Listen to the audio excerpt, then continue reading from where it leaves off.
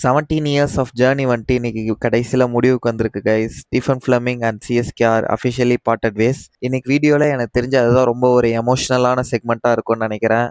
தென் அதுக்கப்புறம் வந்துட்டு சிஎஸ்கேவோட next head கோச்சா யாராக வருவான்னு ரூமர்ஸ் பற்றி பேசலாம்.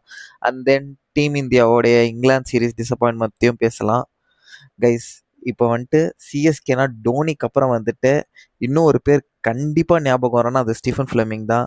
அண்ட் இன்னைக்கு அஃபிஷியலி அவரோட எரா முடிவுக்கு வந்திருக்கு சூப்பர் கிங் ஃப்ரான்ச்சைஸியோட. Stephen Fleming and Chennai super kings officially parted ways after 17 unforgettable years. CSK அஃபிஷியலாக சோஷியல் மீடியா ஹேண்டிலில் போட்டுட்டாங்க. அது மட்டும் இல்லை, சூப்பர் கிங்ஸ் குரூப்போட 3 ஃப்ரான்ச்சைஸில் இருந்துமே அவர் ஸ்டெப் டவுன் பண்ணியிருக்காருன்னு சொல்லியிருக்காங்க.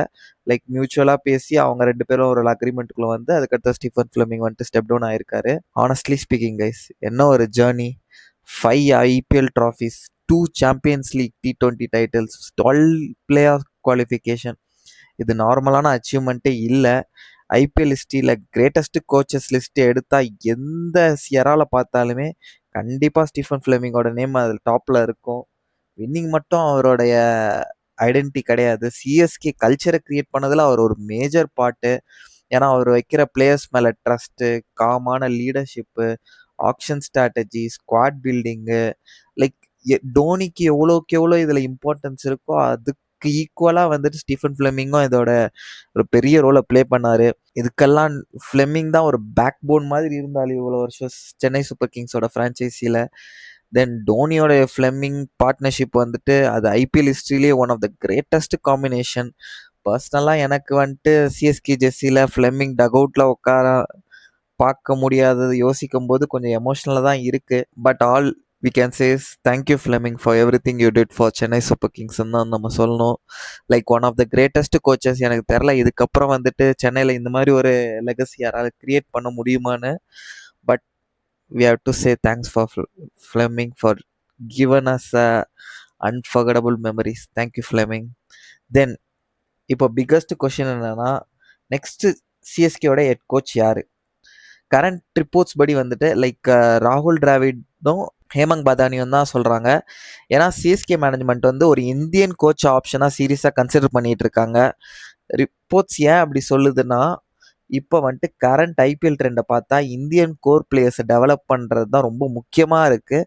டொமஸ்டிக் டேலண்ட்ஸை ஐடென்டிஃபை பண்ணுறது வந்துட்டு ரொம்ப ரொம்ப மேஜர் பார்ட்டாக இருக்குது. அது மட்டும் இல்லை, அவங்கள க்ரூம் பண்ணுறதுமே ஒரு பெரிய விஷயமா இருக்குது. ஐபிஎல்லை வின் பண்ணுறதுக்கு ஐபிஎல் கண்டிஷன்ஸ்க்கு ஸ்ட்ராட்டஜி பில்ட் பண்ணுறதுமே வந்துட்டு இந்தியன் கோச்சஸ்க்கு வந்துட்டு அந்த அட்வான்டேஜ் இருக்குது. ஏன்னா அவங்களுக்கு நல்லா தெரியும் பிச்சஸ் எப்படி இருக்குது, வெதர் எப்படி இருக்குது, விண்ட் எப்படி இருக்குது, எந்த பிளேயர் எந்த பிச்சுக்கு சூட் ஆவாங்க அப்படின்றத வந்து நல்லா தெரியும்.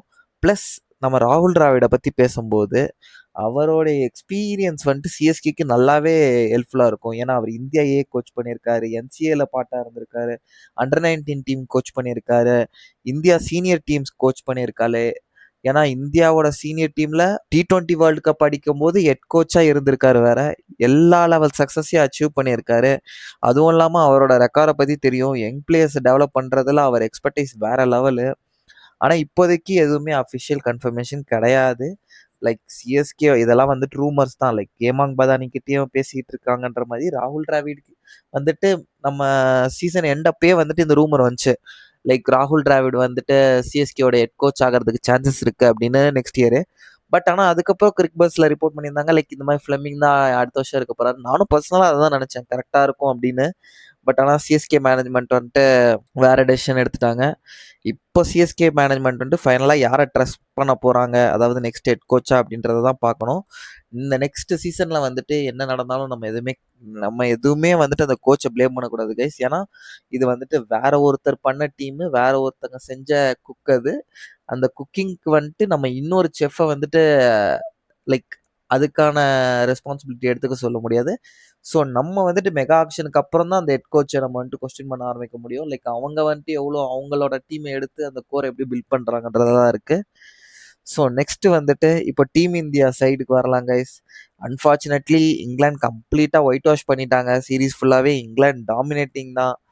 இந்தியாவுக்கு ரொம்ப டிசப்பாயிண்டிங்கான சீரீஸ் இது. லைக் இந்த மாதிரி ஒரு ஒரு ஒரு கேவலமான கிரிக்கெட் லீக் அப்படி ரொம்ப ஹார்ஷாக சொல்கிற மாதிரி இருக்கலாம். பட் லிட்ரலா பார்த்தீங்கன்னா, அவங்க நம்மள அடிச்ச அடி வந்துட்டு நம்ம ஒரு அசோசியேஷன் நேஷன் மாரி நம்மள வந்துட்டு அவங்க ட்ரீட் பண்ணாங்க. ஏன்னா பேட்டிங்ல கன்சிஸ்டன்சி இல்ல. பவுலிங்ல பிரஷரே கிரியேட் பண்ண முடியல. ஃபீல்டிங்ல மிஸ்டேக் மேல மிஸ்டேக் பண்ணிட்டு இருந்தாங்க. ஆனா அப்படியே அந்த சைடு இங்கிலாந்து பார்த்தீங்கன்னா, எல்லா டிபார்ட்மெண்ட்லயும் பெட்டரா இருந்தாங்க. லைக் அவங்க காட்டுறாங்க இதுதான் வேர்ல்ட் கிளாஸ் டீம்னா இப்படிதான் ஆடணும்னு. இங்கிலாந்து இந்தியா வந்துட்டு ஒரு ஃப்ளாட் பிட்ச்ல ஆடி, ஆடி, ஆடி லைக் ரொம்ப நம்ம வந்துட்டு ஃபீல்டிங்கோட ஒரு ஸ்டாண்டர்ட்ஸுமே சரி, அதுக்கப்புறம் பிட்சோட ஸ்டாண்டர்ட்ஸுமே சரி, நம்ம வந்துட்டு ஒரு ரொம்ப ரொம்ப பின்தங்கி போயிட்டோமோ அப்படின்னு தோணுது. ஏன்னா ஐபிஎல்ல இம்பாக்ட் பிளேயர்லாம் வந்ததுக்கப்புறம் ரொம்ப அட்வான்டேஜா ஒரு மாதிரி கம்ஃபர்டபுளா கிரிக்கெட் ஆடிட்டு இருக்கிறதுனால, லைக் இந்தியா வந்துட்டு இப்போ ஒரு இன்டர்நேஷனல் ஸ்டேஜஸ்க்கு வரும்போது ரொம்ப பெரிய செட்பேக் ஃபேஸ் பண்றாங்களோன்னு எனக்கு தோணுது. இப்போ வந்துட்டு அடுத்தது ஓடிஐ சீரிஸ் தான். ஹோப்ஃபுல்லி அங்க இந்தியாவுக்கு ஸ்ட்ராங்கா கம்பேக் குடுப்பாங்கன்னு நம்புவோம். ஏன்னா இந்த ஸ்குவாட்ல கண்டிப்பா டேலண்ட் இல்லன்னு யாருமே சொல்ல முடியாது. எக்ஸிகியூஷன் தான் இம்ப்ரூவ் பண்ணணும். பார்ப்போம் ஓடிஐ சீரிஸ்ல எப்படி ரெஸ்பாண்ட் பண்றாங்க இந்தியா அப்படின்னு. ஸோ கைஸ் நீங்க என்ன நினைக்கிறீங்க? ஸ்டீஃபன் ஃபிளமிங் சிஎஸ்கே ஹிஸ்டரியில கிரேட்டஸ்ட் கோச்சா? தென் ராகுல் டிராவிட் கரெக்டான ரீப்ளேஸ்மெண்ட்டா சிஎஸ்கே ஹெட் கோச்சா? தென் இந்தியா ஓடிஐ சீரிஸ்ல கம்பேக் குடுப்பாங்களா? உங்க தாட்ஸை வந்துட்டு கமெண்ட் செக்ஷன்ல போடுங்க. வீடியோ பிடிச்சிருந்தா லைக் பண்ணுங்க, ஷேர் பண்ணுங்க, சப்ஸ்கிரைப் பண்ணுங்க கிரிக்கெட்டுக்கு. Bye guys, see you in the next video.